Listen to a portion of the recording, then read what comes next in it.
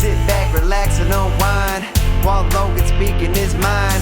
Dives into things that he likes to learn the process behind. Come and hear a little chat, little this, a little that. A podcast with no limit of cap, and a host that can flow, we can spit a nice rap. TPP, man, it's where it's at. You can listen on the shit instead of scrolling through Twitter, or maybe on the plane to the Xanax. Get you take a listen in your car on your way to work, and then at work cause your boss is a jerk, and you ain't trying to hear what they have to say. You know the report was due yesterday. Too late, take a break with your boy and make some noise while I get to the point. Y'all, this is totally potpourri. We can talk about anything, giving you variety. Now sit back, relax, enjoy the show. How about that theme song, dog? How about that there, Did eh? I knock it out of the park or what? I think that was a solid 10 out of 10. Hey, I'll put that theme song against any other podcast theme song out there in the world today. Toe for toe. Toe for toe. Is that what they call it? I Toe think for so. Toe, or Toe, is it 10 toe, toes down. toe for toe, blow for blow. Yeah, blow for blow. That's what it is. Yeah. I'm thinking toe for toe. What the hell is that? Well, this is TPP, the Totally Potpourri podcast. Thanks for tuning in. This is my boy, Matt, a.k.a. Pinky. Matthew. And Yep. this is our segment, a little episode side series of the Total Potpourri podcast called Tuesdays with Pinky. Yeah, this is the most fun one. For sure. It's the most, freestyle, really potpourri one, because we don't even know what we're really going to talk about, but Yeah, we could talk about anything. any kind of variation. What are your other segments of Totally Potpourri podcast? So I just kind of want to dive into anything that I like and want to learn, the process behind stuff. I really like that kind of, I literally just quoted my lyrics in the beginning, but I just like doing things like video games I'm super interested in, a little bit of pro wrestling, just people's bios of celebrities. I want to do one like Bruce Lee. So that'll be the first Yep. one we're going to do on that. Video games, as far as Crash Bandicoot's going to be my first one there. I've got Futurama lined up for a TV show. Why Crash Bandicoot? Bandicoot? Crash Bandicoot? Yeah. Oh my god, it's one of my favorite childhood games. First game I think I ever got was the Crash Bandicoot game for PS1. And it had a storied history, throughout its days where it started as two guys on a road trip to California, not even knowing what game they're going to make Crash Bandicoot just on the Wow. way there kind of So it's thing. just an the idea. ideas of it. Yeah. To where it became a competitor with Mario in a Yeah. way. It was PlayStation's flagship kind of game. But then it got so mishandled and it went through so many reinvention stages and so many cancellations and complete turnarounds for the people that produced the game and development issues and contracts and stuff that it just became a shell of itself. And then it got a resurrection not too long ago, a few years. They remade the original games Yeah, I for remember that. Xbox and stuff. And then it kind of just revitalized the whole series, and now it's a popular thing again. Isn't that crazy how Crazy ride. ideas can just form into something materialistic that we can all touch and, I mean, you got to put in the work. That's for damn sure. Yeah, you got to put in the work. That's the biggest But thing. yeah, it's so crazy to hear these origin stories of these things we kind of take for granted, kind of just we got to experience, but not have to go through all the work to experience it. Yeah. A video game is something you can share with somebody. Movies and stuff too. Yep. It's kind of a shared experience. So I try to bring co-hosts on those shows that kind of know what I'm talking about. I don't want to throw them in the dark kind of thing. Mm-hmm. But yeah, it's pretty fun. We just did a Star Wars one too, me and my buddy, that I'll be uploading soon too. Nice. I'm looking forward to it. Fuck yeah, I'm going bro. to check all those out. Check it out, man. I'm going to check all those out there, you know. So how was your weekend, dog? My weekend was fantastical, exemplary. Fantastical. Exemplary. Ooh, you're using big words today. I mean, I got to spend a lot of time with family, Yeah.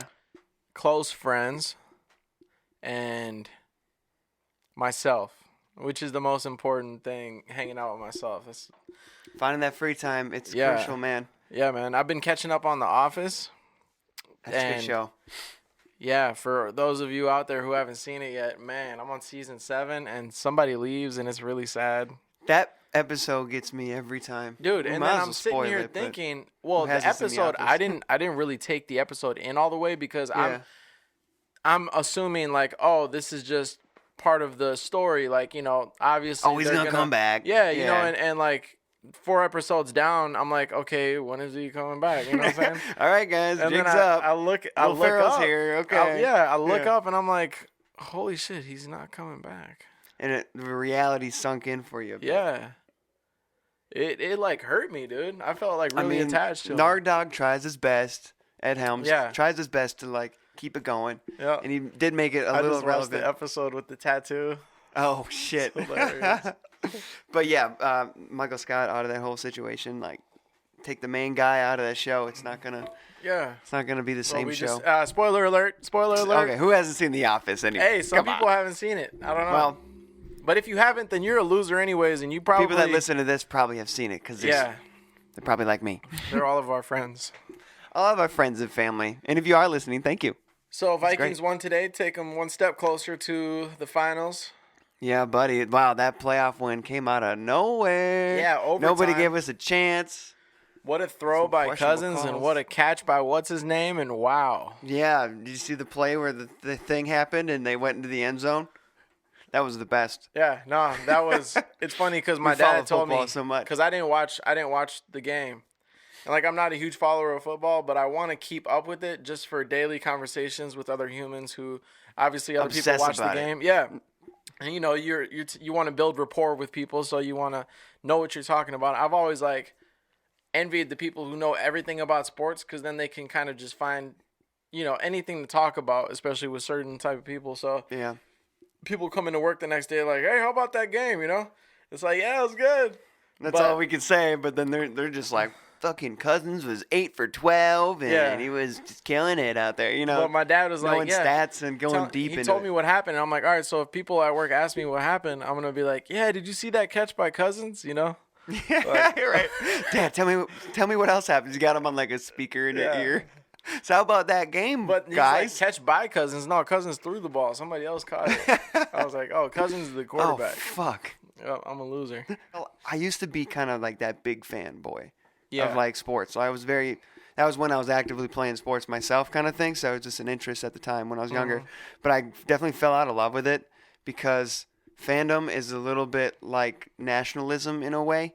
Where it's like if you get too deep into it, it's almost like if you get too patriotic, and if you get too into your team, like if you almost like it's almost like a religious thing to you now. Like it literally, like I don't want it to affect my day because this sports team lost. Like I just kind of look at the bigger picture that it really doesn't mean anything. Kind of thing. Like it's cool when your city wins the Super Bowl. I'm sure we haven't won, but we don't know what that's like. It was even cool just hosting it. But still, like it's just kind of like.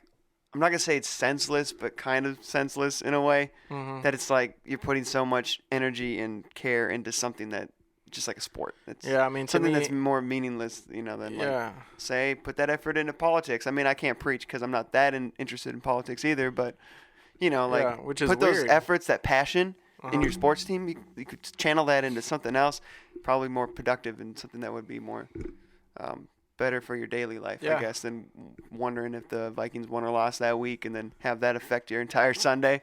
I've had friends that are Packer fans, and man, he's screaming at the TVs and shit, calling his dad on the phone. Or actually, his dad calls him up right away. He's like, "Did you just see that?" Like just bitching at each other about the game. And it's like, man, it's like this is negative energy that I don't really want to mess with in my life. Yeah, dude, that's so true. I mean, it's like. You can attach it to something, and then it becomes this like entity, right? Like the sports team itself is like this entity where you are attached to, you have a relationship with it, and when it lets you down, which you have no control over, you have no control over how these players play or what happens in the game, but you are now in a relationship with it, and you have attached yourself to it, so it makes you feel like you've lost, When in actuality, it's like, this is our team, right? Like, this team represents this state, and I live in this state, and so I like this a team. Wolves hat, I fuck with them, But at the same time,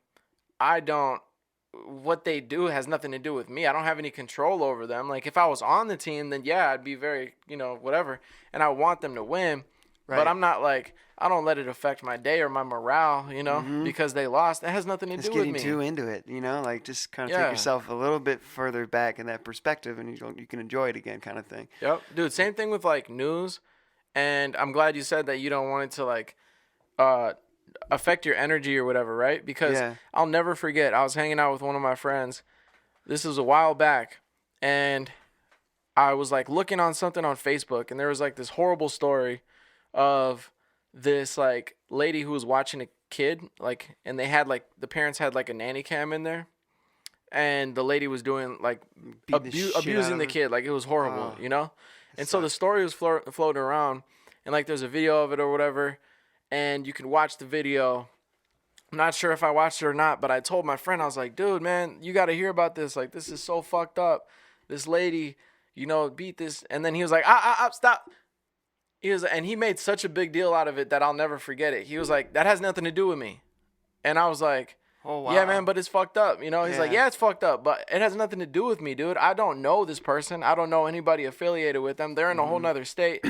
I understand that it's a fucked up situation, but I do not want to put that into my reality, into my awareness, you know? Like, I don't need it's that. It's like a Pandora's box thing too. Like, dude, if you downloaded all the fucked up shit stuff on the internet, I've seen fucked up stuff on the internet as like a young kid, and it's definitely a Pandora's box thing. Like, yeah, it hasn't really overall affected me that much, but I can just, it's in my brain. Like, I picture it right now, just like thinking the 3 Guys, 1 Hammer. Have you seen that shit? I don't want to. Anything with 3 and 1. Yeah, exactly. It was like those days, though, like the early 2000s 2 girls, 1 cup. But these dudes, for anybody that hasn't seen the video, these 3 guys are like out in the woods. I think they're in the Ukraine. They have this camera out, and they're acting like they're hitchhiking. La, la, la, la, la. They're acting like they're hitchhiking. Pinky's going to close his ears the whole time, or plug his ears. And they knock out this dude riding a bike, this old guy, gentleman that was riding a bike, passing by. They drag him into the woods, and they start doing some fucked up shit. I'm not going to go into too much details, but there's a hammer involved and screwdrivers. And I don't like it. And all that jazz. That was a video I turned the fuck off once I saw it. But see, that's the thing, though, dude. That scarred me, man. You start to look at these things, and you see them, and it doesn't affect you, right? But it does, because we're intaking these visuals, and we're uploading it onto our hard drive, you know, like, whether or not we experienced it, we've experienced it visually now, and it affects the way that we view the world. Can't unsee it. It affects how we view the world in reality, you know, and like all the negative things. Like, I was actually just talking to my mom about this the other day. There was like this story of this person wrote like a very hateful note towards a person of color at this college, right? Mm-hmm. And the hateful note was pasted and shared on Facebook. And like the actual note, all the wordings of it and everything, you know? And it was shared, and people were saying how much of a horrible thing it was, which it was. Right. Yeah. But at the same time, if you think about it from a different perspective, with the way that sharing works nowadays with social media and everything, it's twofold. It's like, you're letting awareness to how fucked up that situation was, and that happened at that school, and that happened to that person, and you're giving that person validation to know that, okay, this happened and it was wrong, and they know that it's wrong, and it's kind of like putting them on blast, the school or whatever, whoever did it. Mm-hmm. But in reality, if you look at it from the perspective of the note writer, you sharing this 20,000 times, 30,000 times, 100,000 times, you're now a source for them to get their words out. Like, now you're spreading that message, whether positive or negative, whether people agree with it or don't agree with it. Almost playing a part in it now. Yeah, you're spreading that person's hateful message all over the place. When in reality, maybe in a different way, you don't have to post. You can blur out the message and just say a hateful note was written towards a person of color at this school. You know, put this school on blast. Do all that. That's fine. Mm-hmm.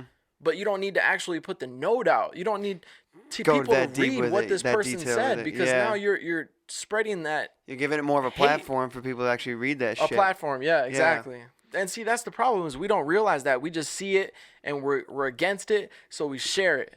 You know, but we don't realize by sharing it, we are now partaking, whether good or bad, whether negative or positive, whether we agree or don't agree, we're partaking in that hate.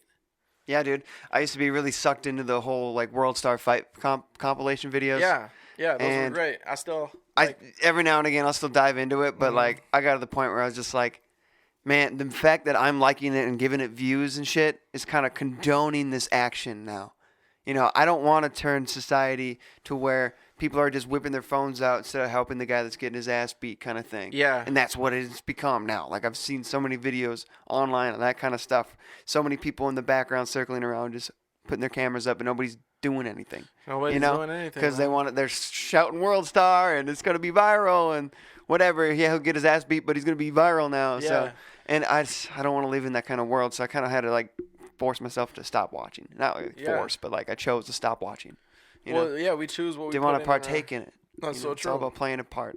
Yeah, man. I think nowadays, when something bad happens and you want to be a good civilian, instead of like pulling out your phone, because we have an advantage having our phones on us all the time versus like 80s and 90s.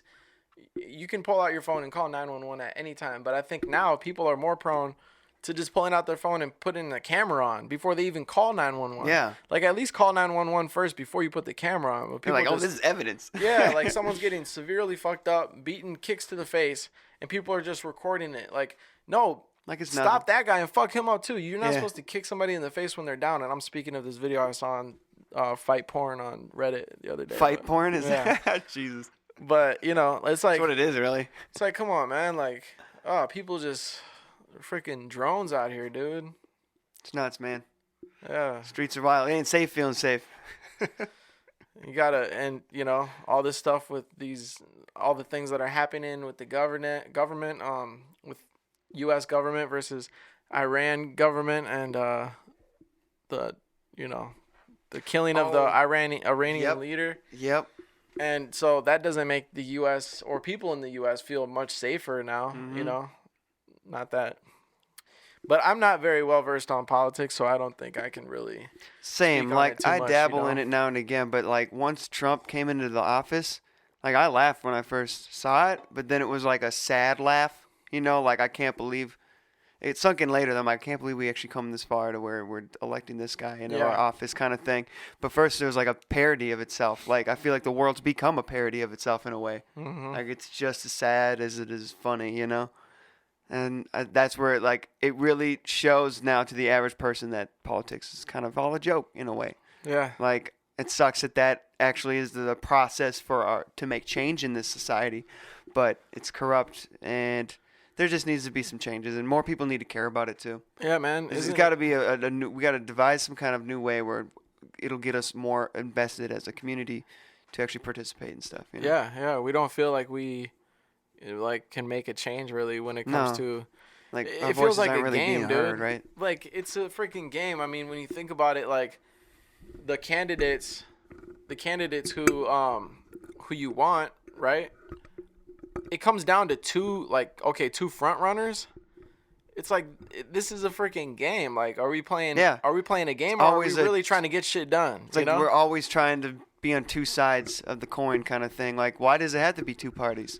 It's supposed to be a true democracy. It would have like 20 parties, but the common person, myself included, isn't adept enough into politics to even know that these other parties exist, and they can't bring it up to prominence and get a good following behind them. Yep. So they just keep the two parties, but I feel like that's just a game on themselves because like the Clintons and Trumps were friends before all this like election stuff and whatnot, you know, like so they're kind of just like playing that side, you know. Yeah, and they're both kind of in on the game where they're just constantly going back and forth being like, oh, you didn't like the policies that this Republican president just had? All right, then it must be a Democrat next. And then they put a Democrat in, and he doesn't really get to change anything either because it's all checks and balances, and it's like that one person doesn't have that much power that we think. He's more of a face to the whole thing. And they think, oh, the 4 years or 8 years, that'll help the Democratic president. Now he just kind of erases whatever the Republican guy did instead of really changing more policies. And then we go back. We just keep flip-flopping back and forth, thinking that the other's going to correct itself. Replaces all the stuff Obama did. And it's like, what? We're all on the same team here, man. Like, exactly. You freaking losers. And they know they're on the same team, but they want to keep us divided. I think it's about dividing the people, not so much themselves. Yeah. Like, I feel like, obviously, there's people that bicker in politics against each other, you know, two sides or whatever. But I feel like a lot of them are still friends, and they're here to make money. Like, that's the main point is, like, how can they get paid off of this, too? Yeah, well, isn't it like corporations that really make the decisions? They need to fund those elections. They're going to – they got lobbying is such a joke corporations can come in and propose all these bills and changes and stuff. So like you're not even representing the people, you're representing what corporate wants, the way politics should be run and like the government and stuff. Yeah. Like that's not the way to go. You're just sucking to the corporate teat because they know they got to get reelected. They need all that money for donations for campaigns and stuff. It's like, why does it even have to be a multi-million-dollar campaign? Like I get running something like that would be expensive, but like that's money that you could be actually using to help people. Instead, you're just doing it to make sure that you're good for another 4 years in office. It's crazy, dude. And also, like, it's a freaking game as far as like Monopoly. Like, if we really want to make the world a better place, like we can. It's these multi-billion-dollar corporations that are continuing in their old ways of like, dude, let's work on getting new energy. Like, why aren't we getting cleaner ways of energy, and why aren't we stopping these oil pipelines and all this bullshit and spilling oil into the oceans, and why aren't we working on investing into programs that will clean trash out of the ocean? Like, why aren't we focused on these things that matter? Right. Oh, because of these old people who are stuck in their ways, who are in this game of life greedy for money and to huge, keep man. that's why it's so important. Like, whatever religion you believe in or anything, it always speaks on like staying away from greed and pride and these things that will eventually, you get caught up in it, you get caught up in the game, but really there's no longevity of it. There's no end game. There's no purpose. There's no, because really, like, no matter how good they think they're doing in the game of life, no matter what they think they're doing, the great equalizer comes in. That's the death. great equalizer of death comes. That's right. And you will not. Do you want to be remembered as a freaking loser, or do you want to be remembered as a winner who helped the next generations? These guys building these fortunes off of oil corporations and everything. Yeah, they're making money for their families in the past, but now what are they doing for their family when climate change starts coming in? Like, let's take this shit seriously. Instead we're bombing leaders and freaking. They're so worried about getting tax breaks and stuff that they're offshoring their finances onto like some island in freaking middle America. It's so reverse, man. Yeah, just to get, like, literally Amazon paid $0 in taxes last year. Yeah. $0. The biggest corporation right now pays nothing in taxes. Bank of America's in their name, and they don't pay any American tax whatsoever. Well, you know what doesn't help? Funds in Costa Rica or some shit. It doesn't help that, like you said earlier, you were talking about keeping us divided. Yeah.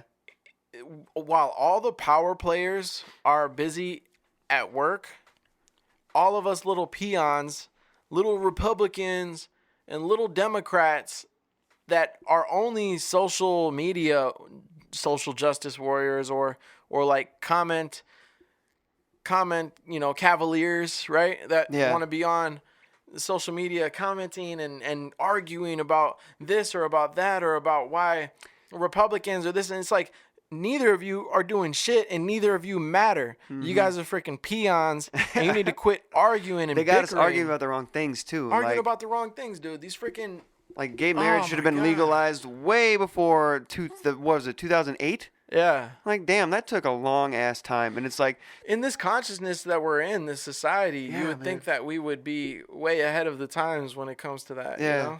Like, the shit that matters takes forever, but they got us worrying about little things, too. But like, dude, I welcome more gay people. I literally, I don't care. I don't get how people can let religion come into it, because every religion is about love, Exactly. And that's the core belief. I had a conversation with one of my roommates that I get to see every now and again. He doesn't really stick around the house too long, but we had a deep conversation. He's a Christian, but he's very into like conspiracies and all that kind of stuff. But like, basically, like we were talking about religion, and the core message is love. But some people, it gets really clouded for them. Loving yourself and others. They get caught up in the semantics of everything, like what exactly you need to be doing to be a good person or whatever. But it's more of a feeling. It's more like just making sure that love is still in your life, kind of thing. Yeah, dude. I had a conversation with one of my friend's bigger brothers. This was a couple years back. Actually, a while ago. I was younger, and I was talking to him about like all these different religions and why are there so many religions, and it doesn't make sense. I've always been asking questions like this. I grew up in a Christian home, but I've always asked, like, I've alwaed questioned things and like That's questioned good. You gotta eternity. question everything. I remember Can't being blindly young. follow anything. I remember being young and thinking about like the concept of eternity as like a very young kid. Oh wow. You know, like you can't even, you think about it so much to where your stomach starts to tingle, like going so far deep into the thought of like never ending. Like, so as a kid, you know, going to church and stuff, and they talk about heaven and all these things, I would always think about it from the aspect of like, okay, but to be honest, that doesn't sound like that much. Wait, what are we going to be doing up there? We're going to be just worshiping. Oh man, endless worshiping, like forever. So you mean That's it doesn't reward? stop? So like it doesn't stop. Like how does that even work? Yeah, you know, man. like that doesn't sound like fun to me. That sounds kind of scary.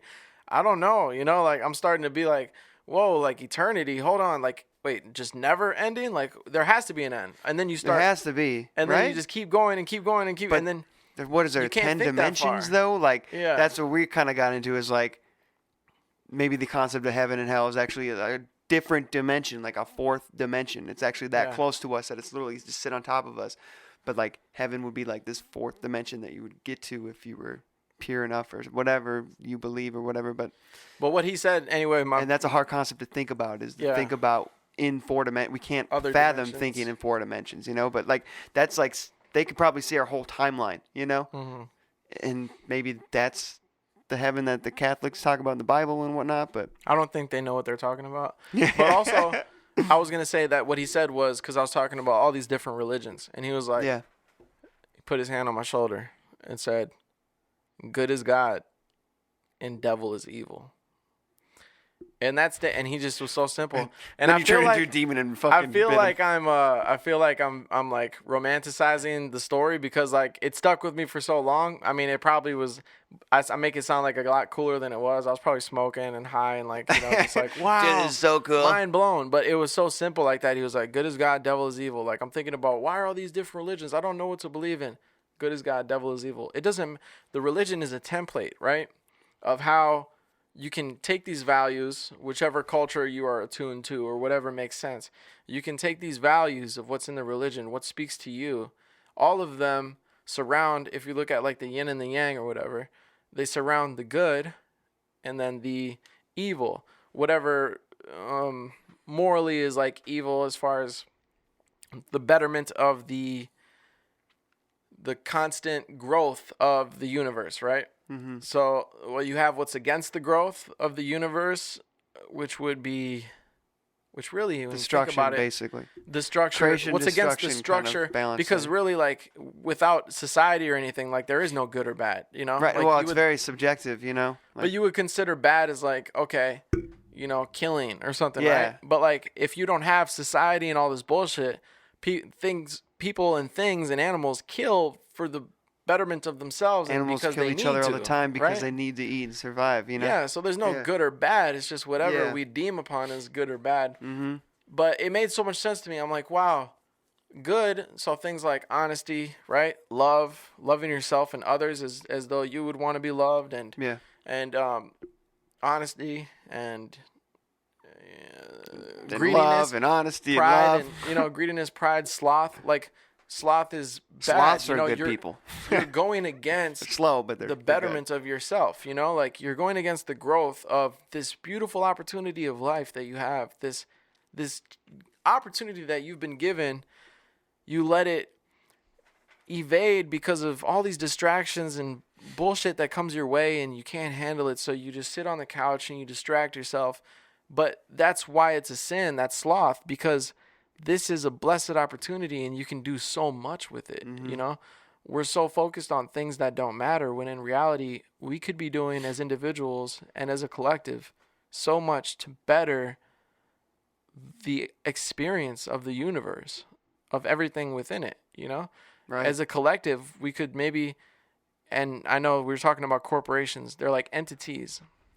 They have more they do rights these than bad people things these days, but yeah, but the thing is like as society, as a collective humanity, we're divisive against each other, right? Like we were talking, what you said, we're arguing against each other about bullshit. But if we came together to maybe stop buying things that have palm oil in them, you know? So we do the research and we figure out all these products that use palm oil, because palm oil is being, they're taking down trees in the rainforest at like a rapid rate. Yeah. Just as an example of something to better the universe, right? Like, we don't need to fight against that corporation. Like, hey, you need to stop doing this. Instead, we just let them not profit from it anymore. As a collective, you know, like, we can come together, it's all about but we're playing distracted. your part. Yeah, we're distracted by television, podcasts, you know, just all those little things. I mean, podcasts are probably more informational. Probably this is the best podcast that anybody could listen to right now. Hell yeah, dude. We're going deep. But a semi-related thing just on the concept of angels and demons. There's this one moment I just thought I should bring up that kind of like freaked me out a little bit. I was on my way to the mall. I worked at the MOA, serving at Twin City Grill at the time. And I was on my way back from there. So I was just about to leave the mall, like right at the entrance. This guy stops me, and he's just kind of like asking me if I believed in angels and demons and whatnot.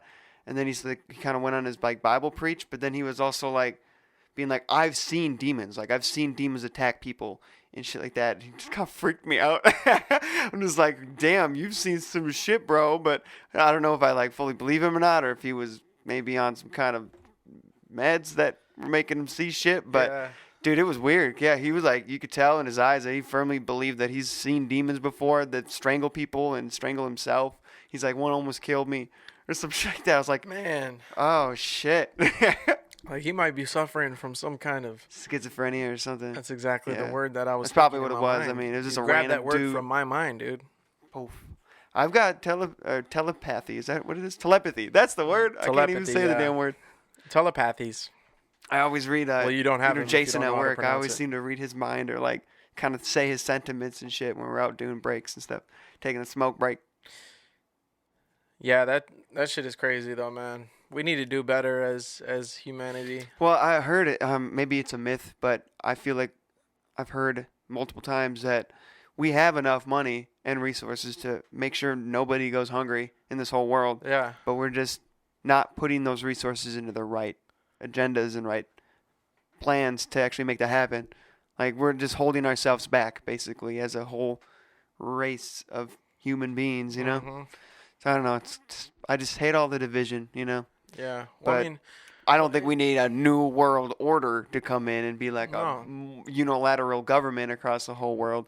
It's more or less keep our freedoms, but we just got to figure out a way to not always want to fight each other. Yeah, know? Man. Well, I mean, one start is like it's a balance, less being humans. Independent and also like in unison with each other. I think that the power structure of humans created that structure and that hierarchy to control people. I do not believe that God did that. What I think is God is the I am, the being, the everlasting oneness of the universal consciousness. That's how I like to envision God. Yeah, it's like the thing that brings us together and makes this all work. It's basically. Like it's the universe experiencing itself yes, through all these different forms. Like, I mean, you got freaking bugs and trees and I mean, who are we even? You know, like, we are just two beings that are experiencing technically the each other. universe. Like, we are each other. Yeah, we're experiencing the universe individualistically, and the betterment of this world and everything that's coming out of it, the continuousness to keep it going or whatever is like the main purpose, right? And so maybe that's what God is just all of this or whatever. But I do not think that God has a plan to slave or anything. That's humans. That's the greed and the control of you know, the Catholic society or whatever, whoever created these structures in religion, right? Well, Jesus came along and said, hey, we need to stop, you know, worshiping these false idols and stop doing all this bullshit, man. We need to love one another like we want to be loved. And that's what religion should be about. I am God. And I want you to love me like how you want to be loved. Treat me how you want to be treated, dumbass. You know what I mean? Exactly. This is the way. The way. You know, the Taoist, the way, the flow of life. This is how we're going to access that oneness, that flow of life. This is how we're going to access the consciousness of God, is to stop with all this distraction bullshit, you know? But isn't Tinder such bullshit, dude? I mean, Tinder, man. Tinder, what bullshit. A segue, bro. Tinder is bullshit. I try so hard to create cool-ass bios and have, like, interesting. Say funny, quirky things. Yeah, like I don't know. I forget what my last one was. I remember I got fed up one time because I wasn't matching with anybody, and I was like, "Fuck you, fuck this" on my bio. Well, I was just like, I mean, your dick pics in your bio is probably not a good idea. Girls don't like that. Nah, I mean, it's a little depends. too oncoming, isn't it? A little too forward. You should at least get their Snapchat before you start sending dick pics. That is a little bit too much. That way it doesn't stay on their phone. Oh my gosh, dude. It's like, and I had one quote from like this, I think it was like an Alan Watts quote. It was like super deep. And then I'm sitting here thinking like, motherfuckers don't care about this shit. Like when they're scrolling through. Oh, they're going to love this. No, it's all reactionary. Like it makes me really feel shallow though, to be honest. Yeah. Because I'm just fucking swiping through. I just swipe off. That's the first how I'm pic. judging my future dates now. Is just like if in that 1 second I had to react, I just swiped left or right. You know, I don't do it. I take time. I do a little. I try to get to know this person. I'm like, oh, let me see their bio. Oh, they don't smoke. I get on a swipe tear sometimes where I'm just like. You get a little lazy. It's like sit on the toilet. You know, nothing to do. Yeah. Swiping through my next love life on the shitter. That's romantic, right? And I'm trying to find like the perfect pictures that will attract, girls to be able to match with me. And then I'm sitting here thinking maybe Tinder's not showing me to people because I'm not paying for the stuff, I'm not paying for premium, so they're probably not even. I don't know who does that. That's showing dumb, me. Man. I heard trying to profit off of our love lives. Yeah, it's bullshit. But yeah, dude, I'm trying to make it happen. I just feel I get stuck in the same scenario of like I'll match with this girl, and then we'll talk for a bit, and then it just dies out. Like 2 weeks later, nothing happens, kind of thing. Like I'll try to like set up a time to go out or something like that, and then either get stood up or no answer that day. Then they apologize the next day, saying, "Oh, sorry, blah blah blah," and then nothing will happen, kind of thing. Just like it, every 2 weeks, it's kind of that same cycle where I'll talk to like 5 different people, and then it just all of a sudden it's 0, 2 weeks. Yeah. I'm not good with the maintenance of it all too. Like I'd rather not be on my phone texting people constantly. I just want to like set up times to actually hang out and meet you in person, kind of thing. Yeah, I don't want to be spending all this time texting back and forth. Yeah. Yeah, what is it? I had this one thing where I would do like this line that I saw from Reddit, and it was like, "Want to see me do a somersault?" And then it's the upward smiley face, the upside down smiley face. Oh no, it's the cowboy smiley face with the cowboy hat. Yep. The upside down smiley face, and then the regular upward smiley face. And then I say, "Oops, lost my hat." Because it starts with the cowboy hat and ends with the regular one. You're such a catch, bro. And it's like I don't get any responses. I'm like, don't you think this is cute? I thought that's cute. But we match. I'd slide in them DMs, bro. Dude, one thing I realized is that most of these girls, like, okay, so we match. All right, cool, whatever. Mm-hmm. If I start the mess, first of all, you got to send something first. They're not gonna write to you 100%, 98% of the time. What? You been on Bumble? That's something I'm gonna try eventually. Yeah. But that's kind of nice. I was gonna say that if you look at put girls in their perspective, kind of. Yeah, or in their court. But we're Tinder though. Like Tinder, if you look at a girl's like her experience on Tinder, I saw this thing on Reddit. This guy like created a girl's account just to like probably get so many matches and dude, shit, and just hundreds of matches, dudes, hundreds of guys in your thing. Hey, what's up? How you doing? What's up? So then if I match with her, and I'm this extraordinary human being once she gets to know me, I may not be front page looks, but I'm this great guy, and I say, hey, how you doing? No response, because she's already flooded, Flooded with messages saying the same shit. Man. And that just sucks, too. Like, you have to be just a crafty texter, I guess.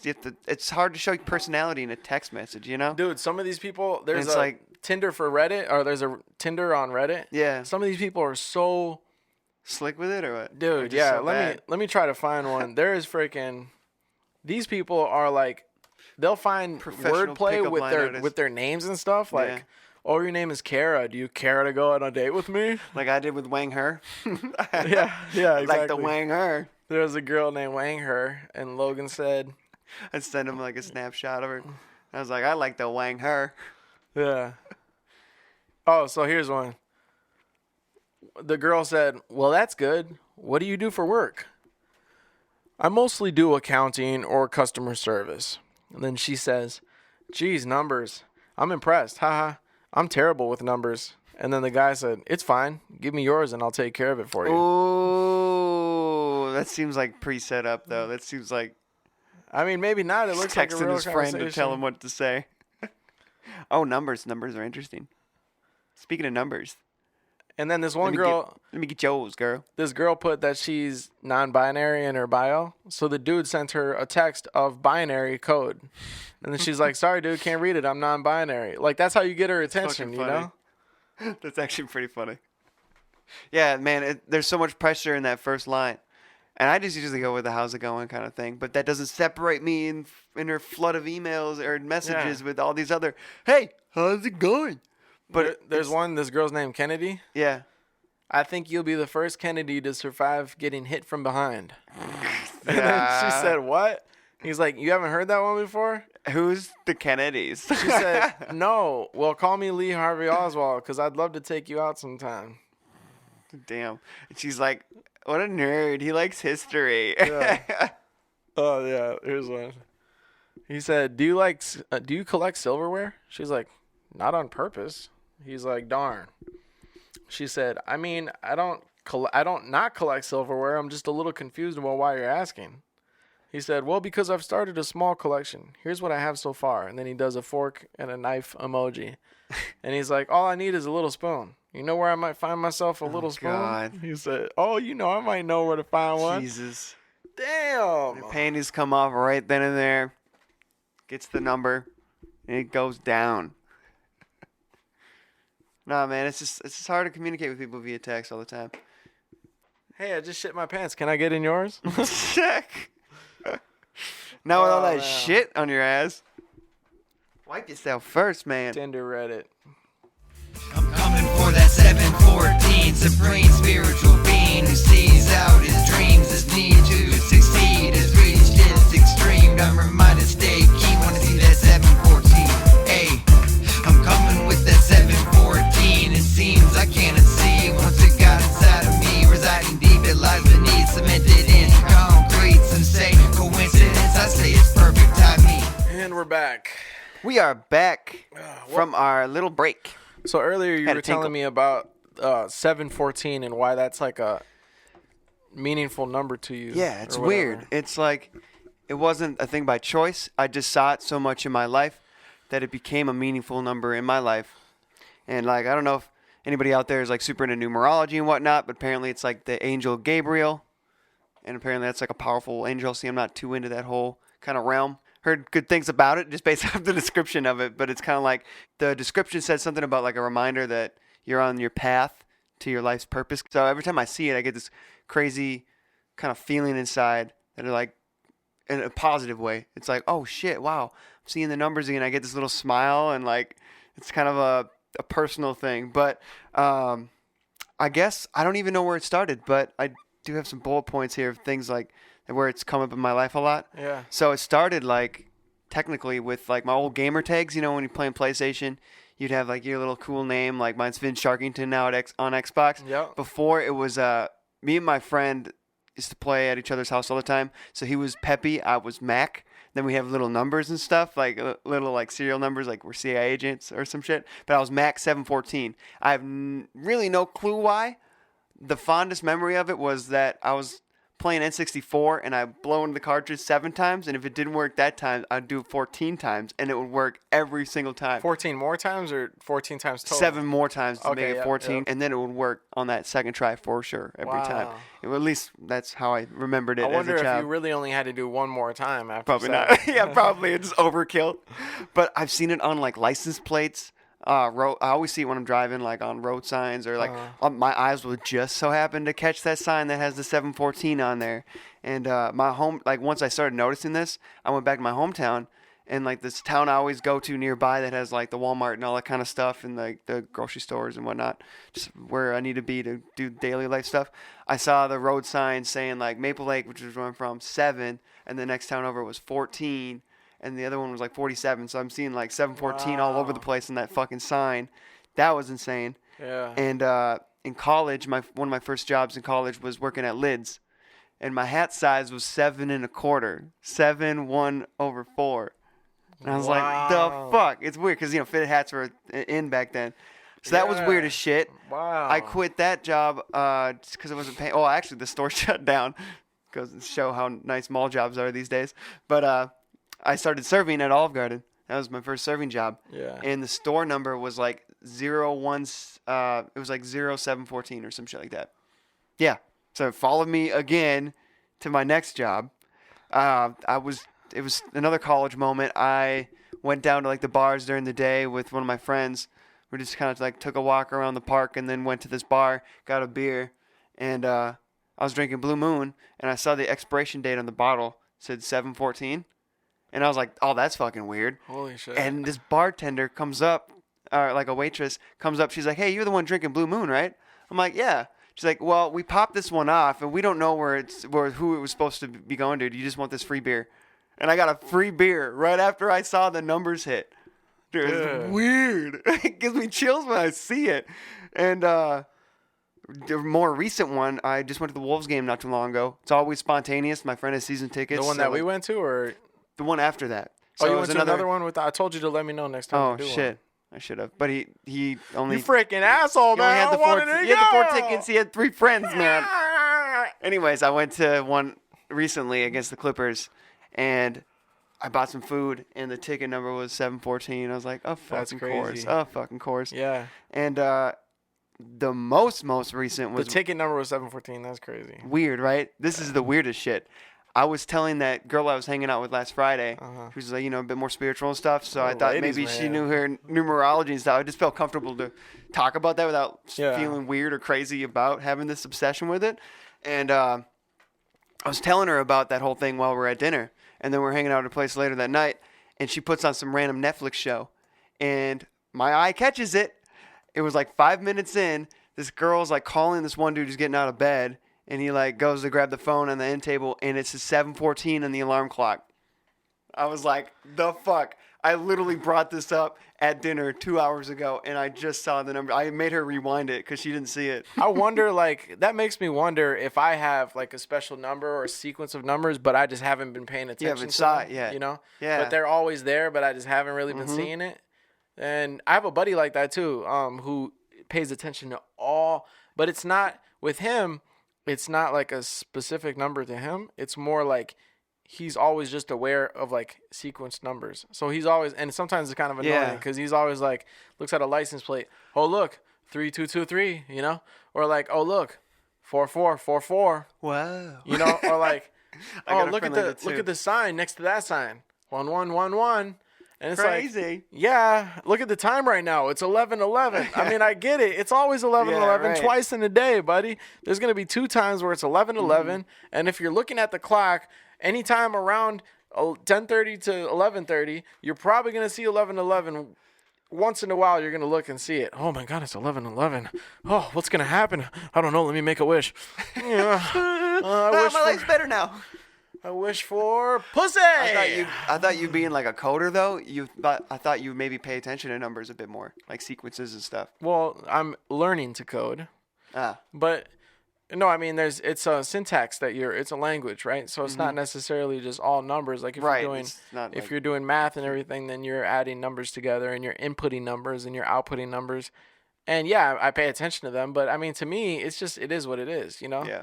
But I don't have that specific set of numbers. Like with you, I'm sure if you were to be coding, you might see 714 once in a while. You're like, holy shit, 714.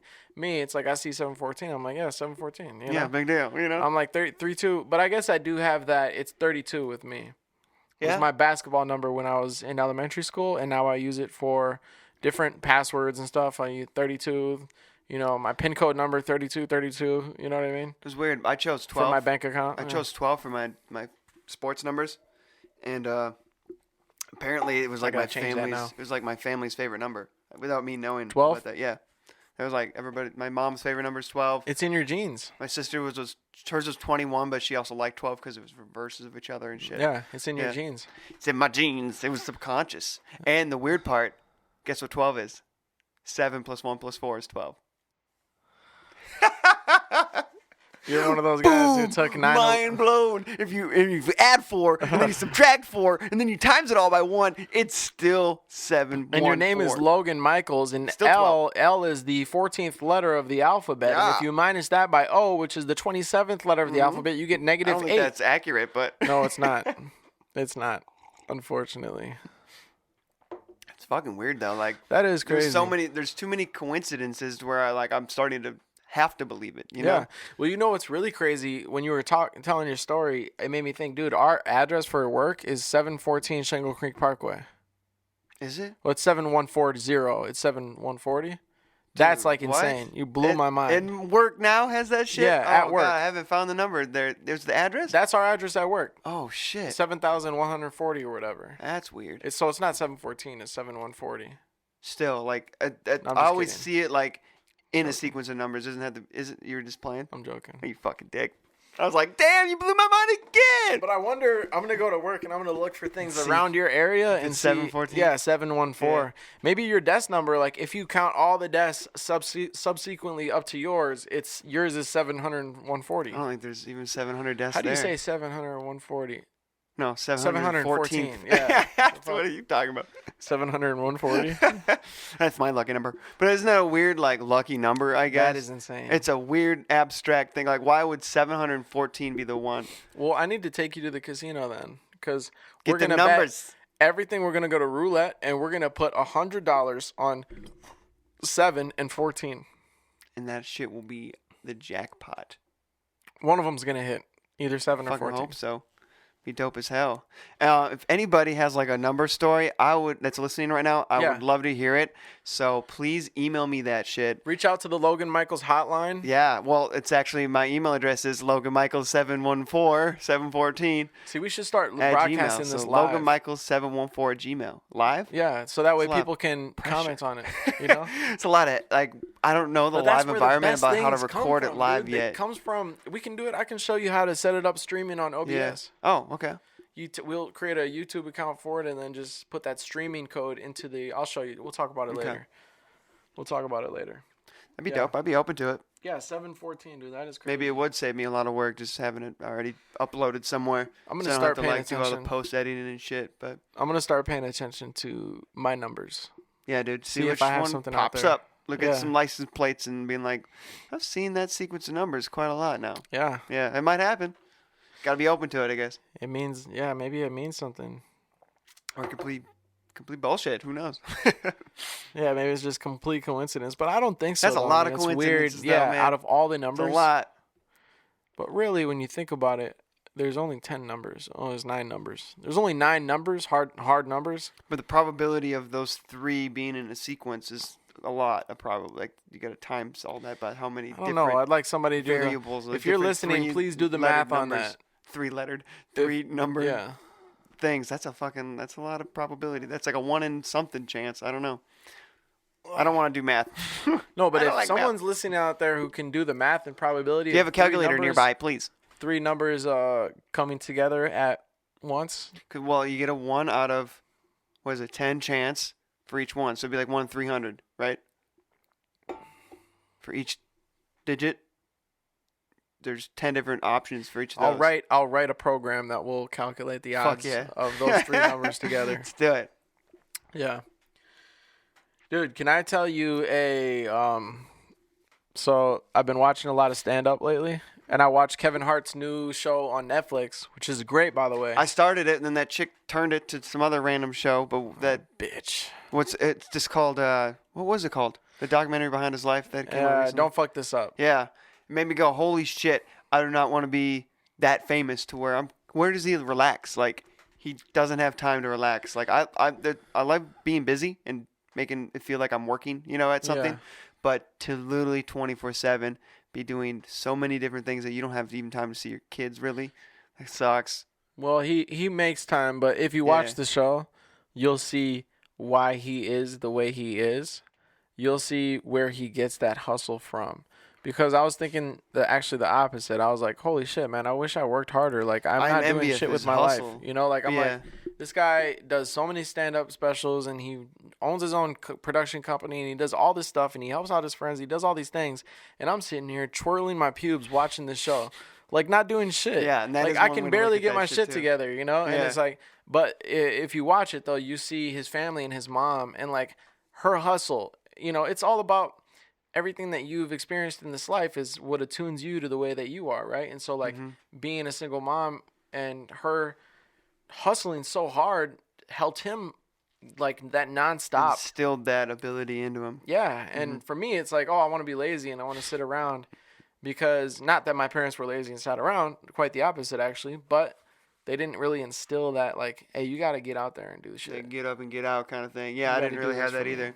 That's why fighting laziness was kind of a big hurdle. I feel like I'm overcoming a bit more. I've been keeping myself occupied, but there is that burnout factor too, and I do love like having my own me time. Yeah. So I just got to make sure that once things start blowing up, to kind of find a balance of it all. Just trying to find a balance. Just trying to build a balance. Shout out Atmosphere. Oh, and rest in peace, Lexi Alliger, man. Thought we should have to bring that up, man. But thank you. Damn, that was not a good way to start the new year for anybody in the TC. But she's what, 21 years old? Yeah, she's friends 21. with Kalani. I've seen her perform a couple times. I didn't know her by any means, but I saw her perform, and I remember like she's super dope. She's amazing. Hella talented, man. And I've been listening to her music on Spotify. I've been banging it out. And she is such a lyricist, man. Like, she's dope as fuck. So dope. Yeah. And she was so young. Man. She had, like, her family's history sounds like it's kind of been riddled with death a little bit. She was Roger Troutman's granddaughter. He was murdered. Yeah. Her dad was... My brother was telling me about that. Her dad's dead. I don't know how her dad died, and now she has to pass. Like, her family must have been going through too much, man. It's too much death for one family. So sad. I mean... So premature. Too much premature death. Premature, death dude. is going to happen to every Especially family, with someone who is so talented, who has so much ahead of them. I mean, major artists in the industry were reaching out to pay their condolences. Yeah. I saw that Wale said something, and obviously she was close with Kehlani, and Meek Mill said something. I mean, just many people, like, she was doing her thing. I didn't even know that we had such a huge talent. Yeah, huge talent and that makes me think, and it makes me sad that it's like, and she did get a lot of that respect and everything that she deserved while she was here, but like, man, I didn't really know about her as much, and like, know that she was St. Paul's, I don't really know of her that much, and maybe that's my fault, but also like... No, I had a similar thing too. It's like I've heard that name passed around at a lot of shows, but I don't think I've actually got to like meet her. But like listening to her music right now, it's like, dude, why wasn't she already blown up? Yeah. Like, how was she not already like... Yeah. On that, like, and she was on that path, Oh, I mean, definitely. Like I said, I don't know. It's a matter of time, and she's so young. But she's so dope, and it's like, man, we have to appreciate the people while they're here with us, because we never know what can happen. But we need to appreciate everything that comes out of everybody, And I don't think they've reported the official cause of death, but the rumors circulating about it could be she might have taken a pill with fentanyl laced. That shit is scary. That shit is so scary. And, oh God, we can talk about Big Pharma if we want, man, about how corrupt that is, to where they're selling this thing and misappropriating, like, the effect of how it actually affects people. They're just trying to make a profit. And then they sell us these drugs and then basically give us the disease and then give the antidote to us, too, and sell the antidote to us. Because, like, now these pharmaceutical companies are making, like, these adrenaline-type shots for people that overdose on opioids. Instead of like cutting back on their sales, they're now selling the remedy for when they go in, they overdose, basically, Well, here's the thing, they're though. profiting off of our like near deaths or deaths. That could be a thing. I mean, I'm not sure. I don't know, but what I understand from the fentanyl epidemic right now, is that, so one thing to know is that pills like Oxys and Percocets, these painkiller pills, there's a huge market for them on black market sites and everything. And these pills are manufactured not straight from the pharmacy. That too, yeah. They are manufactured from drug dealers and people. I listened to this whole podcast about this guy who actually like manufactures these things or whatever and sells this stuff. And the thing is that these manufacturers, these unofficial manufacturers, are mixing this in with it. I don't know why. Is it to kill people? I don't even really know why. It's like it's to make it a cheaper, like how people used to cut it, But it's like, do you not know that you're just releasing like lethal doses of things? It's like there was 22 overdoses in St. Paul when she passed away. That's insane. There was 22. There's there must have been a batch pills going out around there that people are buying. But this is the problem. You're not buying it it's one thing to be doing Percocets and everything just in the first place, whatever. But if you're getting it from the pharmacy, okay, that's good. or from somebody who you know got it from the pharmacy, be safe about it. Be safe about it, you know? But don't just get it from some random guy or this guy who you even think you know unless you see it come straight out of that bottle. If it's coming from a bottle from the pharmacy, and even then it's scary because the guy might have just got them from someone and then just put it in a bottle. You never know. You never know. That's what's scary. But, like, I am just so scared for anybody who's out there doing drugs, like, I mean, those pills, because I used to mess around with those once in a while, like mess around with Percocets once in a while and stuff. Yeah. And, dude, Adderall was my advice for a while. Yeah, but the thought of, like, that is now, like, a gamble, you know? I remember back in the day, it was ecstasy. That was the thing that was, like, because those are manufactured by, you know, bullshit. It's not something you really think about in the moment, you know? But I was scared of ecstasy back in the day because it was like, oh, I heard stories of, like, getting bad pills, you know? Because it's not manufactured from the pharmacy. It's made by drug dealers or whatever. So exactly. I was scared. That was one thing that's like, oh, you lose your brain, you know, everything. That was one thing that scared me, so I never really did X like that. But now that's like what Percocet and these painkillers are. It's like you might get a bad pill, you might get a bad, and the risk is just not worth the reward. It's scary. It's really man. not. It's really scary. But also, like, you can still point the finger at the people making something so strong like fentanyl. Like, why does that drug even exist? That it's like 40 times. I'm probably being generous. It's like 40 times more dangerous than heroin. Well, in like the medical environment, there's a purpose for cancer patients and whatnot. There like is a purpose for cases. it. It's and they use it in a medical environment, in a safe environment. They use it at the proper doses, right? And it serves its purpose in that environment.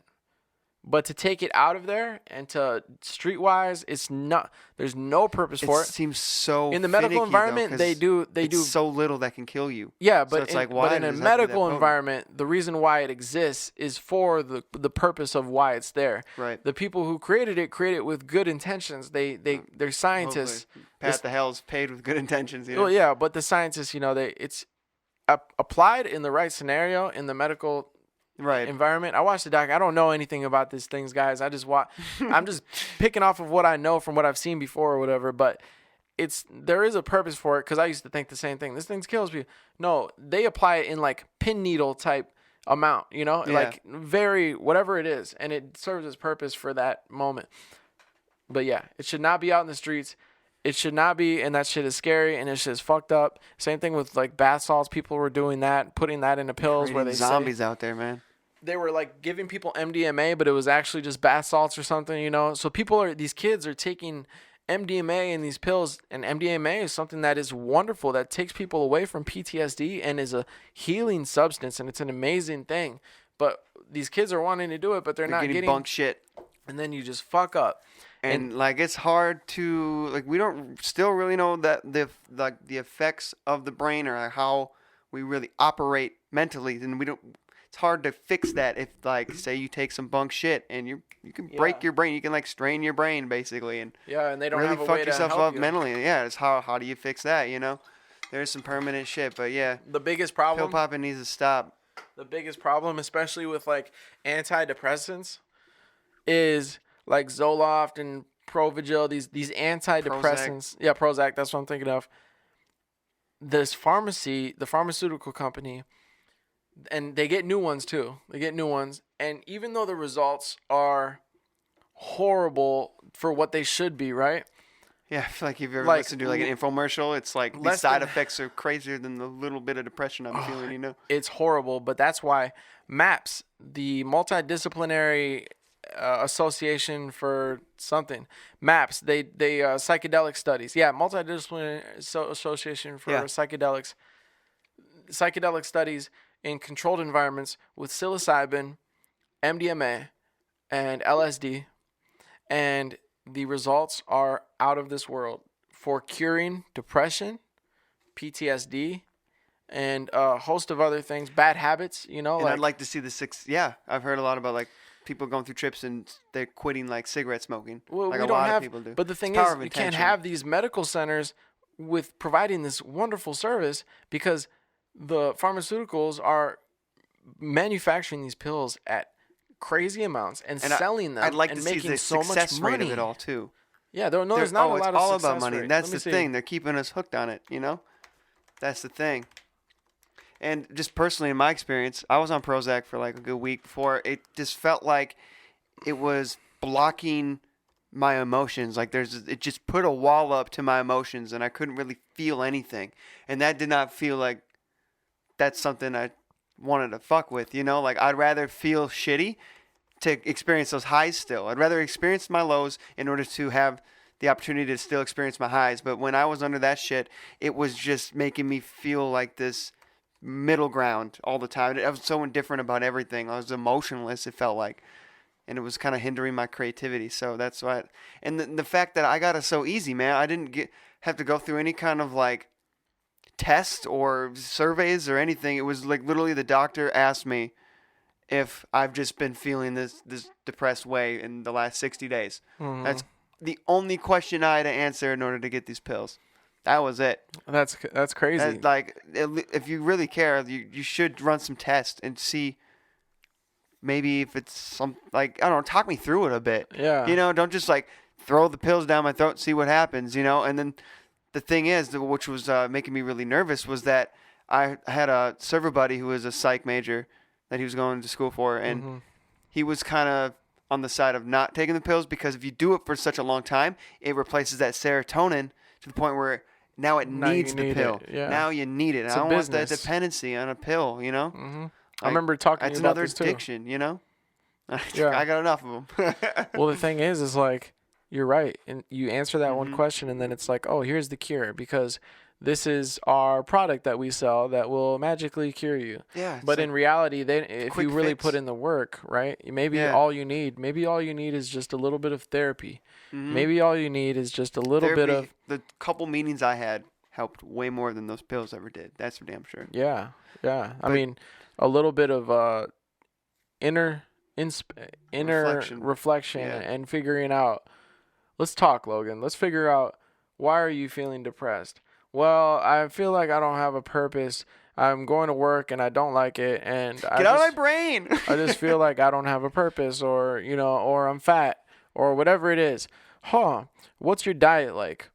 Well, I don't eat that well. I eat, fried foods and this and that. How much vegetables are you eating? How much pills? Yeah, how many vegetables and nutrients are you taking? Let's take a blood count and look at your nutrient and see if you're deficient in any vital nutrients. Maybe you are deficient in zinc and magnesium, and that's why you're feeling shitty. And all you need is just these nutrients to replenish your system, and wow, you feel like a new person again. Exactly, rejuvenated. There's so many things that I don't know the math of all that stuff, or not the math, but how all that stuff works. But you can get these tests, even for your brain and everything, and figure out what you're deficient in. And that in and of itself can cure you out of whatever bad lethargic feeling that you're having. And I'm not discrediting it to some people that feel they do need it, because there are some people that definitely need it. Psychological problems. Another friend of mine, he's on antidepressants, but he was a heroin addict at one point in his life and stuff like that, and he kind of used those meds to get off of all the other shit that definitely could potentially kill him. So he said it just kind of balanced him out, and I believe it does work for him, kind of thing. Mm-hmm. But you can almost blame ourselves as a society wanting that quick fix. We're giving into Big Pharma wanting to sell. There's such a demand for it. That's why they're selling so much, because we want to feel good now. Yeah. We think everything that, even mentally, is just something we can just automatically change inside of ourselves. And it's no, it takes work. We just can't find a quick fix for everything in life. And it's definitely, we got to take some responsibility as people that demand the medication too, Mm-hmm. But yeah, that's why, I think that we need to really, it's weird how psychedelics are they're these bad drugs and they're against the laws. It's only because of the society past. Says hundreds of years ago. Society tells us in the 1950s and shit, and all Reefer these madness. Yeah, and Schedule 1 and Schedule 2 drugs, they're only like that because of they don't have any medical use. Mm-hmm. It's no, but they do have a medical use now. Oh, but that contradicts. If there was no pharmaceutical company that was profiting billions and billions off of these antidepressants, we would be researching so hard psychedelics. Just alternative methods in general. Yeah. But all the funding's just going straight to pills and things like that. And it's funny because we're just living off of the biases of older generations. Like, there's so much money that was pumped into the war of drugs, and all it did was make things worse. It's like the crack epidemic in the 80s, the 3-strike rules that Clinton had. Like, if you got 3 minor offenses, 3 of those, you're going to jail for life. So, like, you could get caught selling weed, like minor amount of weed or just misdemeanor stuff 3 times, you're in jail. And that separated a lot of families and in the inner communities and stuff. So it just hurt more things than it actually helped. War on drugs was such a fraud, you know? Oh, man. It makes me mad thinking about that shit. Mm-hmm. It makes me so mad. I mean, like, it's just so much. Like, somebody should do something. Oh, it's all these old boomers, man. That's just okay, boomer. Oh, they just don't get it. Like, don't get it. There's so many better ways to do all this bullshit that you're doing. Don't you see that we're growing exponentially? And our generation's fucked too, because we're constantly stuck on our phones. We have our own ailments, but like, there's such a gap, man. I just feel like there's such a growing gap between the older generation and the younger generation. We're caught right in the middle, it seems like, being in our 20s. 100%. Because, man, just like even a slightly younger generation than us, man, they're glued to those phones. And they've, like, never experienced what it's like kind of without the internet. Like, we were the experimental generation because, like, I was born in 93. That was literally when the internet became, like, or, like, people accessible. Citizens and shit can use it. And we got to watch the birth of it all. We had the VHS tapes and seen the different forms of media that we've used over time to like see where it's evolving. But these guys are getting freaking smartphones right out of the womb now. You know, it's like it's gonna become part of us eventually. Yeah, exactly. It's just gonna get even crazier. And sometimes it scares me, like the fact that technology is it's coming so far, but at the same time, like have you seen Black Mirror on Netflix? I've seen some of the episodes. It's like a modern day Twilight Zone. Yeah, no, I know what it is. Kind of shines a dark light on the advancement of technology and kind of how we think we're connected now because we've got all this social media. But I feel like we could argue that we're more disconnected than we were back then. Yeah. Like it's hard for us to even hold conversations and talk on the phone even and shit like that. Like we're kind of losing our conversational skills in a way because we have to text each other constantly and just we have different forms of like not being able to express ourselves, you know? Like I don't think it's healthy with all those people like really venting on Twitter about like how depressed they are and shit like that. Like it's I get your feelings something, but like I don't feel like that's a good way to get over it or to like channel that. And you're so alone. Kind of just put it you really do just feel alone. And then, you know, scrolling through Instagram, it just makes you like like even when you're not trying to do it subconsciously, you are comparing your lives to all these people that look happy, you know, smiling and shit, and you're like, why can't I be there? Like I wish I was in Cabo, you know. It's the envy. I had the money to do it. It just breeds envy. Envy on a whole nother level. Think that you're not living life right, you know. Yeah, man. And everybody's got a different story. And you don't even know those people aren't living life right, or those. Yeah, people. They could be just as depressed as you. Oh, even but more. They just fake a smile and make it look like they're happy, kind of thing. Yeah, dude. Yeah, dude. It makes us more alone. I mean, and that's what we were talking about earlier too, with like spreading negativity and stuff. Like social media is a huge platform for that.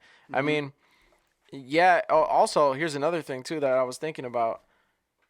It keeps us more connected, right? But in reality, it's like I don't need to be connected with these acquaintances that I know. My God, Like, I know you, like, and we're cool. Yeah, like I've seen you once. I don't want to. You're not part of my life. Yeah, exactly. You're not part of my life, and I don't need to. It's cool if I run into you naturally. Let's catch up or whatever if we feel like it.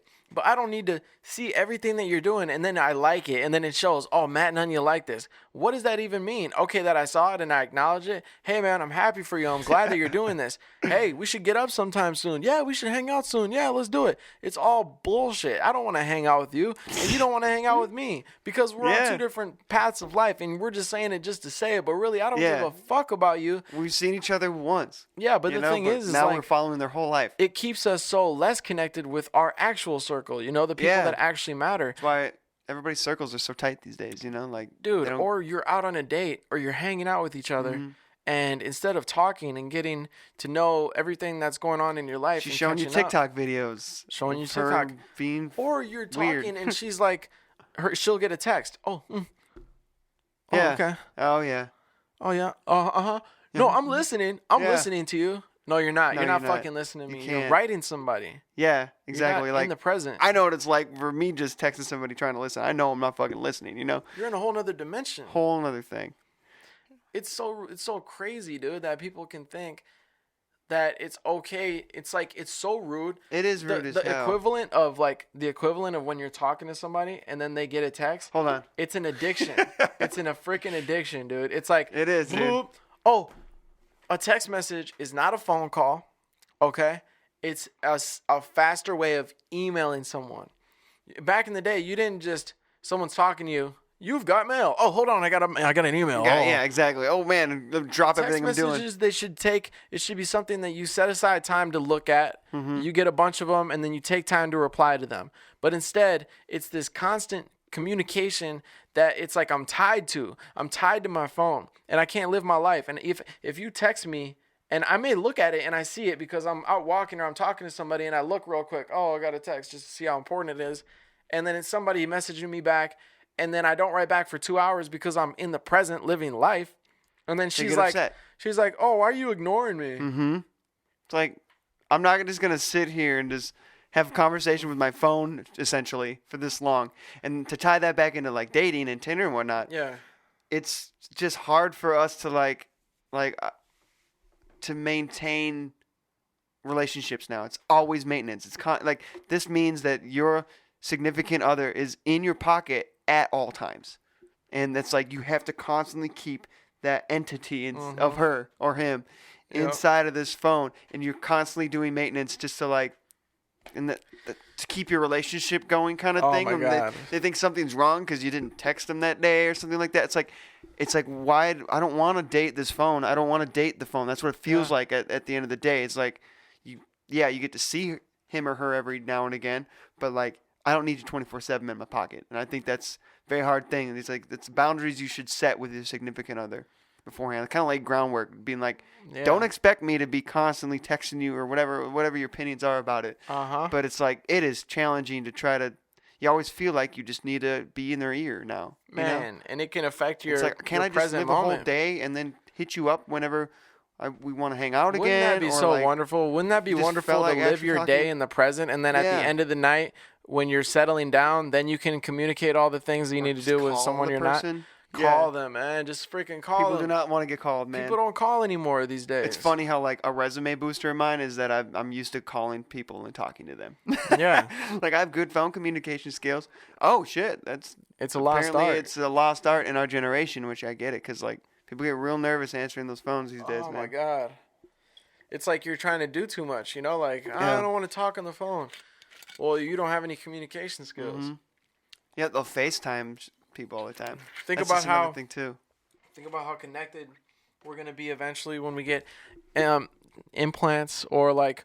Oh, I ain't getting chips. Augmented reality inside of me. Or like augmented reality though of like you're just walking and maybe like a Google glass thing. Yeah, you see text and they're like so they're always with you. Someone's like God. you get a thought and it's like, oh, hey, I don't need to contact you right now. I need to tell you this right now. And it's bullshit. It's like, hey, did you just see that did you see that video about what's it called? You know, like, dude, I'm trying to stay focused. I'm studying right now. Like, get out of my fucking head, you know? Yeah, dude. There was an episode of Black Mirror called Nosedive, one of my favorites. They live in this society where like basically ratings are life. Mm-hmm. So like they all go through like this one app basically, but every interaction you have with a human being, say I just come up and talk to you, and you can tell they're acting super fake and super nice because after every conversation you have with somebody, they will rate how that conversation went, like out of 5 stars. And then you have to like the main character was trying to keep this like 4-star rating in order to get into her housing situation because she was living with her brother at the time.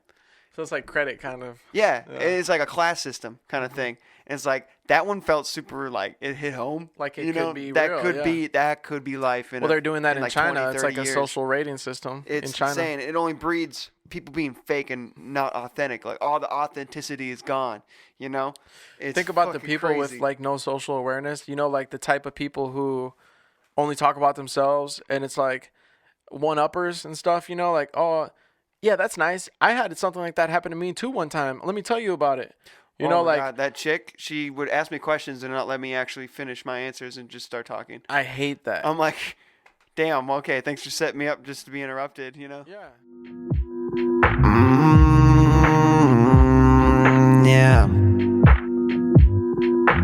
Picked up the pen, was feeling inspired to scribble this graffiti on a tree that's retired. Once the beat hit, released these feelings, couldn't help but to get my piece in. Okay, been drowning in my feelings, looking for a reason to keep on believing. Then the spirit soon creeped in, and now I'm seeped in, deep within, with the light that was lost inside these demons. And we are back from a little break. Matt had to make some coffee here. You have the best coffee, dude. It's really good. Yeah, it's What kind of creamer is that? It's Starbucks cinnamon dolce creamer. Really good. Cinnamon dolce. I'll have to And look the that shit coffee, up. the coffee is grounded from a local warehouse called Roastery 7 in Brooklyn Roastery Center. 7. Good quality coffee beans. This one is Honduras. Locally sourced. You can see it steaming straight out of the cup. Just steaming. Don't put your lips on that shit yet. Caffeine is my drug of choice. Definitely, dude. Everybody's got their vices. That's not so bad of one. I mean, it does kind of fuck your insides up if you drink a lot of it, but Dude, it makes better me than being shit. a heroin addict. Helps me shit. Does. It's a good colon cleanse. That's for damn sure. Maybe a little too good. Yeah. I shit a lot. So you were just saying you found something good on Reddit? Yeah, so we're gonna try to do like segments that we can think of while we still experiment with this podcast, but be cool to do little recurring things. So one of my first ideas, I guess, is doing something called Reddit on Reddit, where we just bring up some Reddit posts that are kind of timely or just things that because we're both Redditors, I would say. Yeah. So we'd like to dive in and just kind of talk about some hardcore highlights. Redditor. But yeah, I found this one quote that's kind of interesting. Tell me The about caption is, I'll just leave this here, but the quote says, if Iranian hackers wanted to pull off some real big dick energy shit, wipe out student loan debt. If the student loan debt is wiped, they will lose. The U.S. will lose leverage to recruit for the military. Yeah, It's like, true. yeah, That dude. is so true. I'll dodge that damn draft if they don't have that leverage on me to Dude, recruit. I will break wipe all that I debt. will go and break both my legs before the draft, just so I don't gotta go. Jason, our coworker, said that you were nervous about getting drafted. Well, I saw all this stuff on social, and this is another reason why social media is fucking bullshit and it sucks. Festering all that Because shit. Festering these Neanderthals, just thoughts. They don't know what they're talking about. They have no idea, but they're just posting things that they hear about and sharing it. No, man. I read the title of this article, but I didn't actually see what it was talking about. Yeah, I read this article and I'm sharing it. It's from 2006. It's talking about It's relevant. Like, man, dumb as fuck. Do some research, yo. Like, type it in Google and just check it out. Do you think there For would be a yourself. draft though? Of these? No, Like, I don't think so. I don't know, And man. Jason calmed my nerves about it, but I was like, man, I don't want to be drafted because I am so enjoying. I need to do everything that I want to do in this life, and I know I'm so blessed compared to other parts in the world, and some people Yeah. aren't free, and even in this country, some people aren't free because And of what we're talking some about. countries like Japan, you have to do at least 2 years of service in the military. Yeah, so even there are Korea like too, South restrictions. Korea. Yeah, and that sucks because that's a chunk of your life that is on the back burner. It's postponed for the greater good or whatever. You know something really scary to think about? It's a little off topic, and we'll get back to this, Yeah. but people who are wrongly convicted. Like, imagine being in jail for 10 plus years. For some bullshit you didn't even do. Something you didn't do. And not only are you jailed and you're in jail and you're suffering through that, but also you are, especially for a high profile case, you are now labeled and known as the person who did this, even though you didn't do it. Yeah, you can't take And that back. Even if you get out 10 plus years later and everything is washed away and they're like, oh, we got the wrong guy. So many fucking stupid ass humans out there will still be ignorant to that and look at you like, oh, he needs to still be in jail. Still, it's the first thing they heard, so they automatically assume it's true. Yeah. It's like that's the misguidedness of the media. Yeah. It's like whatever they hear first is supposed to be accepted as the truth. Yeah. And yeah, dude, I just think about like all the wrongful convictions that happened pre-DNA testing. Mm-hmm. Like before they discovered that they could test DNA at the crime scene that could get Mm-hmm. some of these people off scot-free to prove that they weren't anywhere near the situation. Like that was still like a fairly recent thing in our history. So like there's tons of wrongful convictions of the past. Yeah. Still some today because it's all not accurate, 100%, dude. It's fucked up.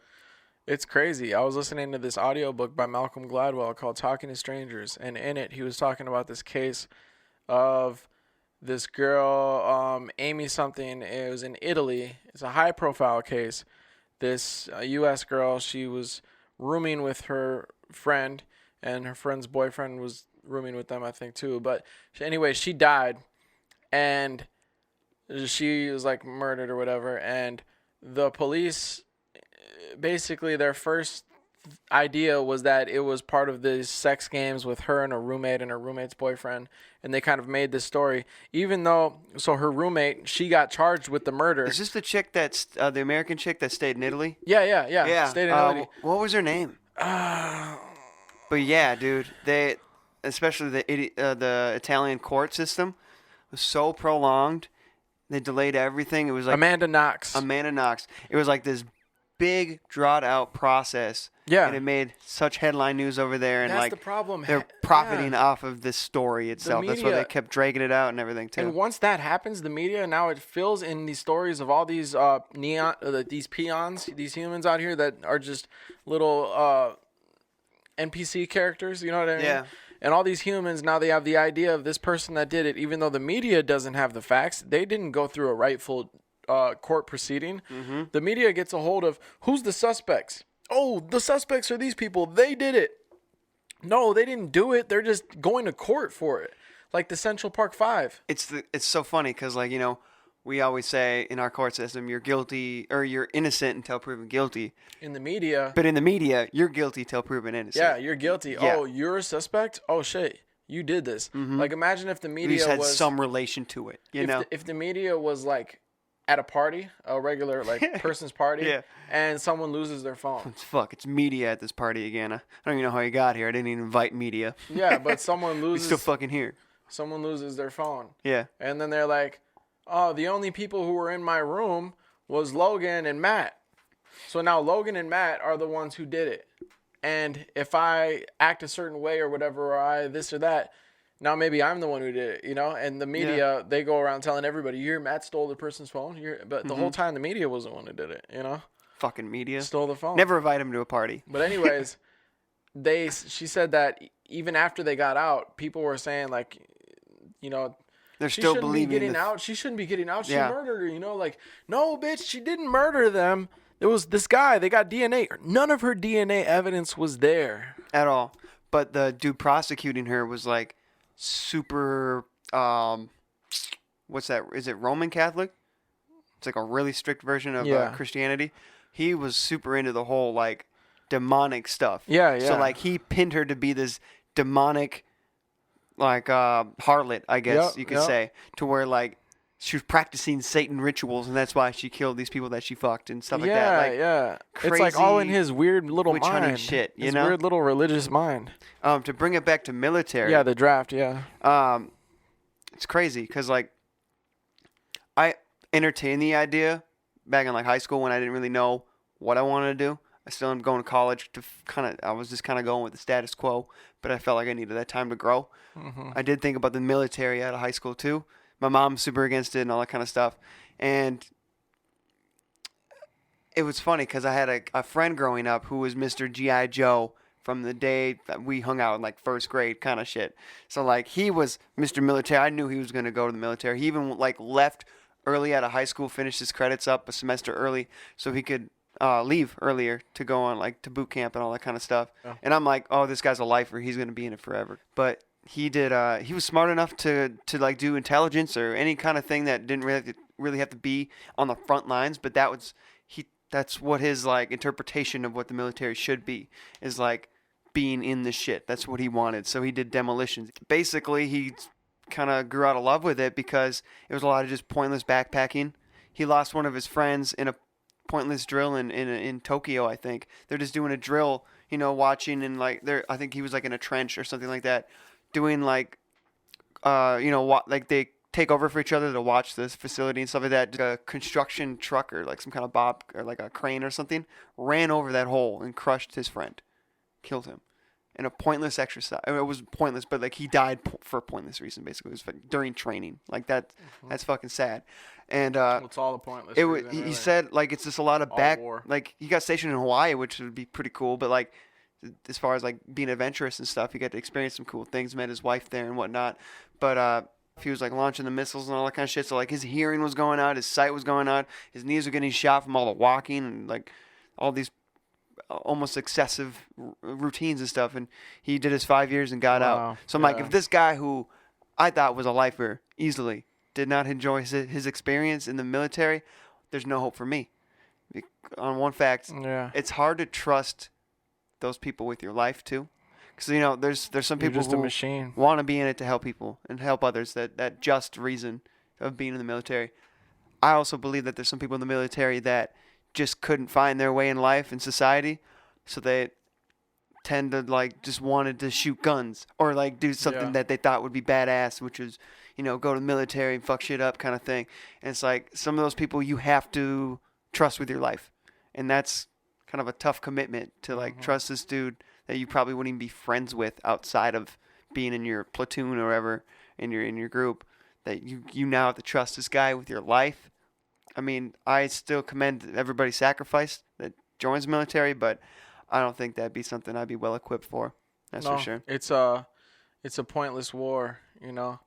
That too, like, it sucks because it's hard to talk about that sometimes with people that I definitely know have served and stuff. Yep. I don't want to rub them the wrong way. I don't want to, like, downplay all the good things that military can do.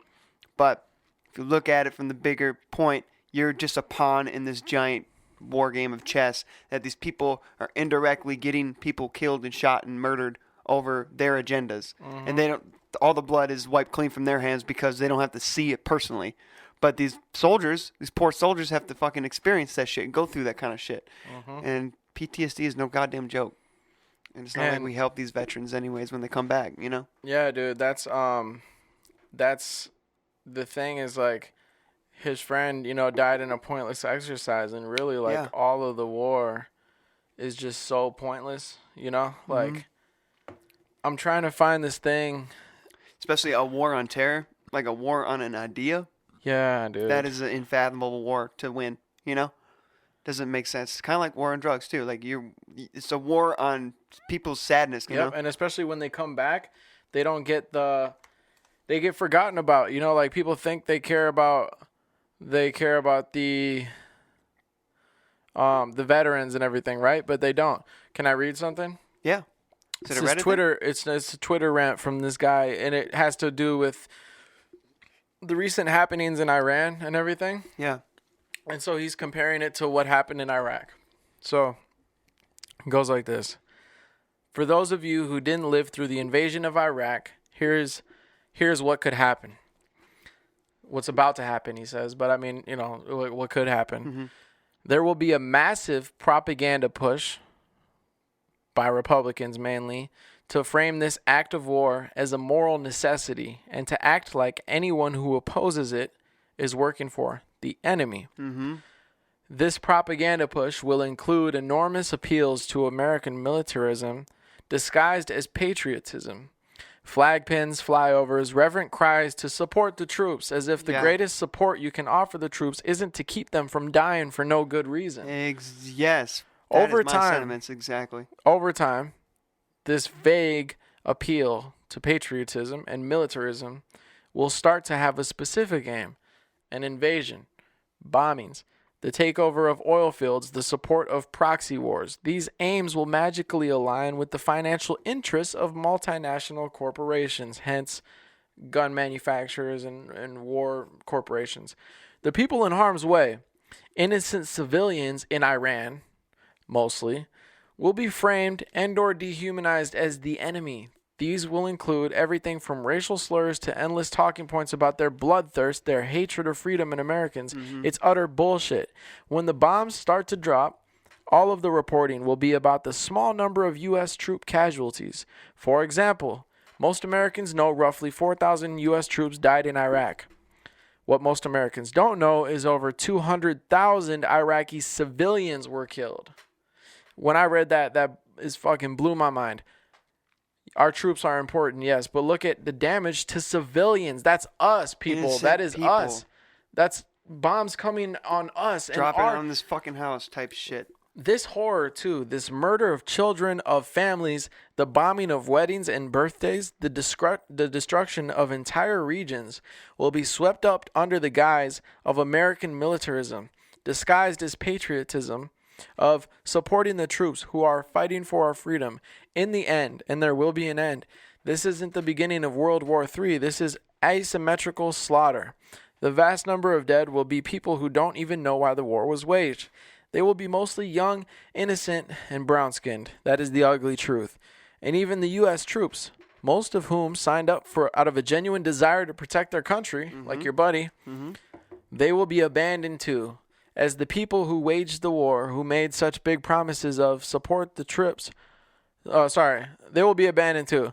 As the people who waged the war, who made such big promises of support the troops, will cut veterans' medical care, forget the dead, and move on. The only people who will have benefited from will be those massive multinational corporations, oil and weapons manufacturers mostly, who rushed into the profit off the death of all those innocent children lying in the rubble. A couple more things. The media, especially cable news, loves a war. They love the spectacle, the drama. It means big profits. It means eyeballs on screens. It makes stars of their anchors.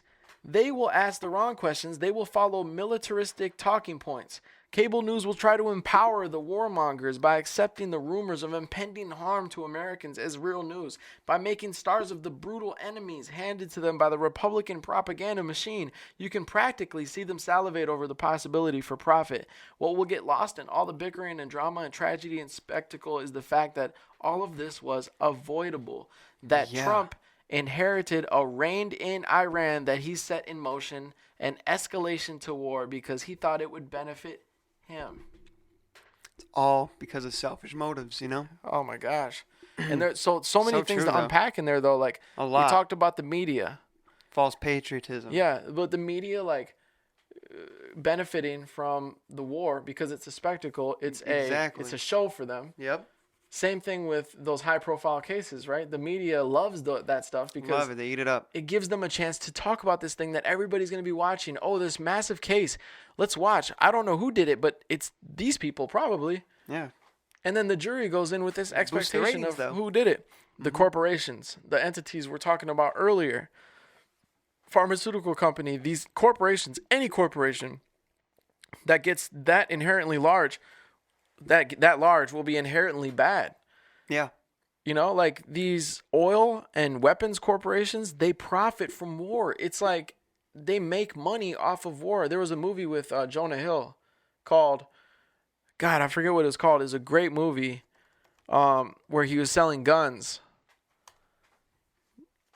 It's not Man of Arms. That was Nicolas Cage. War Dogs. War Dogs. Okay. It's a fucking amazing movie, and if you haven't seen it, you got to see it.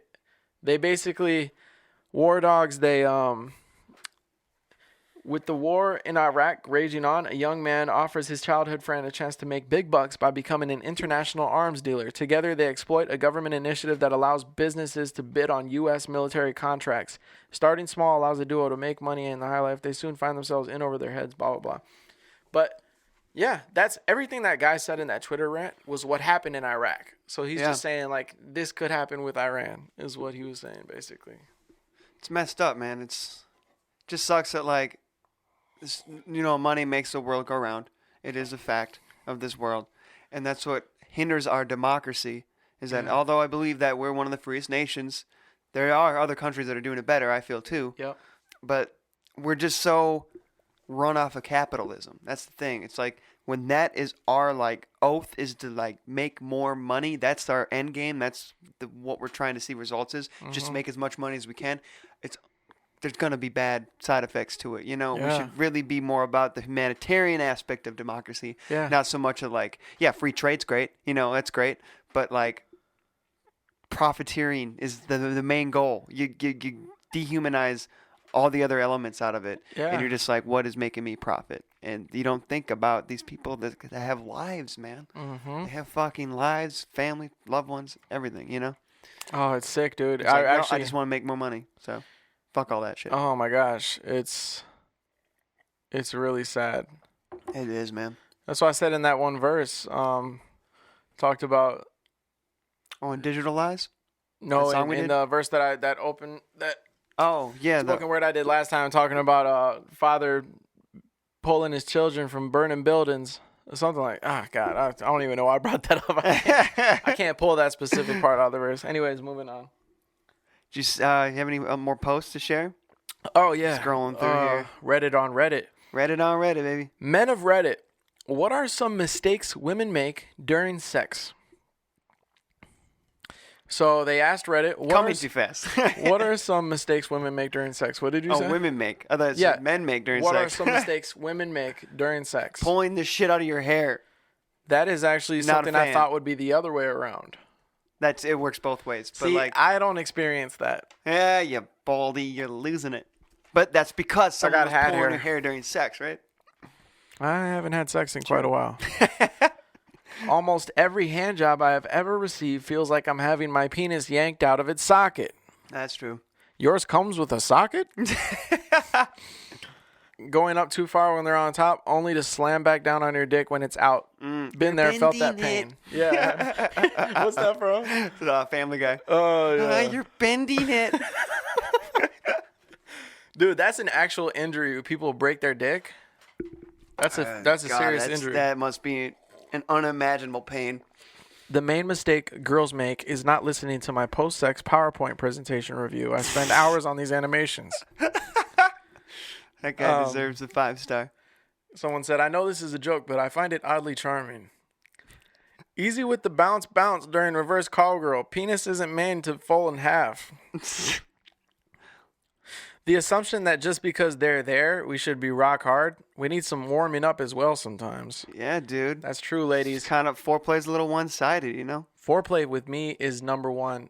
My biggest thing is like ear kissing. Like when she starts kissing on my ear and licking. The neck, man. They love the neck. Bang! Sky rockets in flight.